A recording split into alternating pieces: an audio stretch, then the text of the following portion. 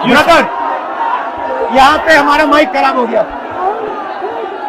और public meeting करना मुश्किल है। जी बिल्कुल ठीक बात है। तो मैंने सोचा कि हम थोड़ा यूपी के बारे में बातचीत कर लें और आप अपना पर्सपेक्टिव हमें बताइए, हम आपको अपना पर्सपेक्टिव बताते हैं, थोड़ी डिस्कशन करते हैं। ठीक बात है, ठीक बात है। मैं समझता हूँ कि जब माइक खराब हो गया, हम दोनों बात करेंगे, वो रिकॉर्ड होकर के जाएगी तो लोग बेहतर और अच्छा समझेंगे और अच्छा रिजल्ट आएगा। और क्योंकि सोशल मीडिया से वेल कनेक्टेड है तो सब लोगों को जानकारी मिल जाएगी कि हम और आप क्या बोल रहे हैं। यूपी जो 80 सीटें ले रहा है, इसमें 79 सीटें समाजवादी पार्टी, कांग्रेस, इंडिया गठबंधन जीत रहा है। एक जो क्यूटो है उसमें हम और आप लड़ाई में हैं। और इस बार क्यूटो नाम कैसे जापान वाला ही है? ये क्यूटो क्योंकि जो प्रधान सांसद हैं उन्हें सपना दिखाया था काशी के लोगों को कि दुनिया की सबसे बेहतर सिटी बनेगी क्यूटो। तो क्यूटो बनी नहीं बनी, काशी के लोग ये तय करेंगे और फिर वोट डालेंगे। तो इस बार मन मर्जी नहीं चलनी है, मन की बात नहीं चलेगी, हमारे आपकी बात और 140 करोड़ लोगों की बात और संविधान की बात होगी। और आपने देखा, हम सब ने देखा कि यूपी को नरेंद्र मोदी जी ने बेरोजगारी का सेंटर बना दिया और इतनी बेरोजगारी की है। ये जितने बच्चे दिखाई दे रहे हैं, ये वो लोग हैं दिखाओ जो अग्निवीर या पेपर लीक, जिसकी वजह से उन्हें नौकरी नहीं मिली है और ये सब रोजगार नौकरी चाहते हैं। बीजेपी ने जो झूठे सपने दिखाए थे इन्वेस्टमेंट मीट के, जो झूठा सपना दिखाया था डिफेंस एक्सपो का, जो सपने बेचे थे G20 में, लेकिन इन नौजवानों को न नौकरी मिली न रोजगार मिला, आज ये खाली हाथ हैं। तो इसलिए हमें और आप मिल के, जो आपने कहा, जो इंडिया गठबंधन कह रहा है कि 30 लाख बच्चों को नौकरी दी जाएगी, उस दिशा में हम लोग काम करेंगे। और पहली नौकरी पक्की स्कीम, जिसके माध्यम से हर ग्रेजुएट को नौकरी का अधिकार, बेहतरीन ट्रेनिंग और बैंक अकाउंट में 1 लाख रुपए साल के। आपने नोट किया कि मोदी जी खटाखट बोलने शुरू कर दिए। ये आपके खटाखट के बाद वो रटारट खटाखट कर रहे हैं। बिल्कुल। अच्छा, आप एक बात बताइए, मुझे क्यूरियोसिटी है, थोड़ा आप अपने पापा के बारे में मुझे बताइए जी। मुलायम सिंह यादव जी के बारे में बताइए। आपने उनसे क्या सीखा? नेताजी और उनके साथ के लोग बिल्कुल जमीनी राजनीति करते रहे।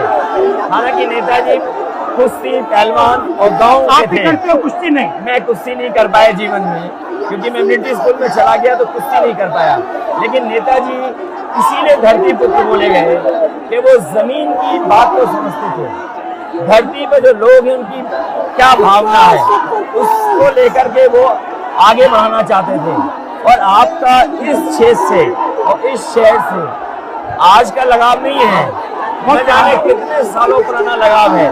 जो इमोशनल कनेक्ट आपका इस शहर और शहर से है, वो शायद और किसी राजनीतिक परिवार का नहीं होगा। तो नेताजी से उनका हार्डवर्क और अपने लक्ष्य के लिए लगातार काम करते रहना, जो गैर बराबरी की लड़ाई डॉक्टर राम मनोहर लोहिया यहीं लड़े थे। हालांकि हमारी आपकी विचारधारा की यहाँ टकराव रहा, लेकिन हमारे व्यक्तिगत या जो सिद्धांत में कभी समझौता नहीं हुआ। सिद्धांत को लेकर के हमने आपके साथ खड़े हुए और कई बार खड़े हुए, और आपकी भी पार्टी सिद्धांत से बहुत करीब रही समाजवादियों के। बट मुझे लगता है कि अब एक नई तरीके की पार्टनरशिप बन रही है, क्योंकि जो इस बार हमारा कोऑपरेशन है, शायद पहले ऐसा कोऑपरेशन नहीं हुआ। मतलब बिल्कुल सब जुड़ गए। सबसे अच्छा ये है कि जितना उन्होंने कहा 2 लड़कों की जोड़ी, उतना युवा आपसे, हमसे, इंडिया गठबंधन से और जुड़ गया।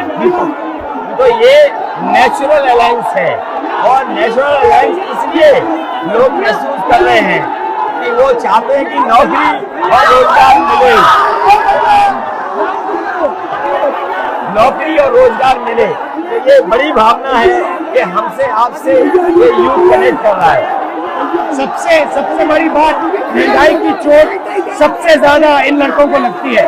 हमारी थिंकिंग है और आपकी भी है कि ये जो 22-25 लोगों को नरेंद्र मोदी जी ने पूरा का पूरा धन पकड़ा है, उसको ठीक करने के लिए जो हमारे युवा हैं, माताएं बहनें हैं, उनको डायरेक्ट बैंक अकाउंट में पैसा देना। देखिए, ये जो लोगों के पास पैसा पहुंचने से जो अर्थव्यवस्था को लाभ मिलेगा, मैं समझता हूं इनका भाग्य में बनेगा और देश की अर्थव्यवस्था ही बेहतर होगी। ये जरूरी स्कीम है कि इनके अकाउंट में पैसा पहुंचे, इससे थोड़ा बहुत जीवन स्तर इनका भी अच्छा हो। नरेंद्र मोदी जी डिबेट से क्यों डरते हैं? क्योंकि वो सच का सामना नहीं करना चाहते। पूरा उनका झूठ का गुब्बारा है।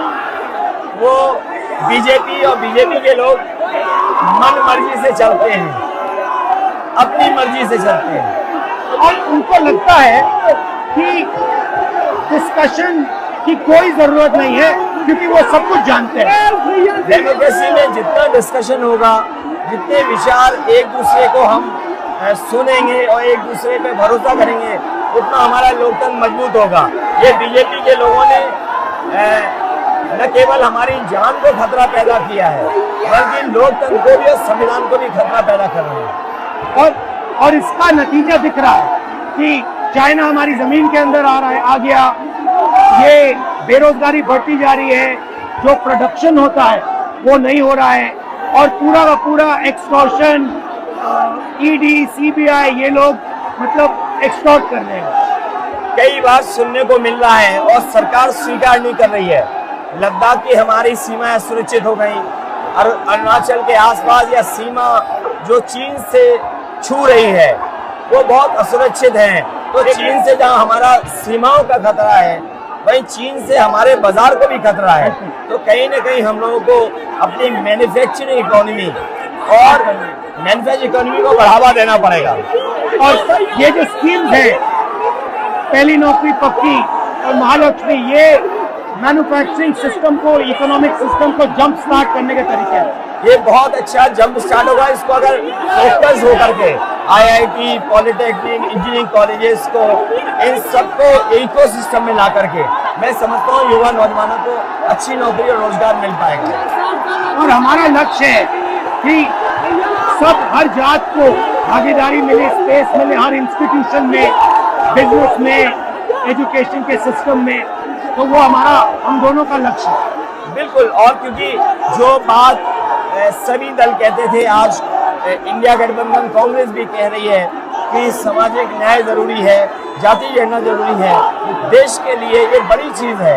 जो दुनिया में अमेरिका है, यूरोप है, अपने उन लोगों के लिए जो पीछे छूट जाते हैं, उनके लिए कुछ काम करते हैं। तो हमारा जो देश जाति के आधार पर पिछड़ा है, तो इसको आगे बढ़ाने के लिए ये बड़ी भूमिका होगी इस बार।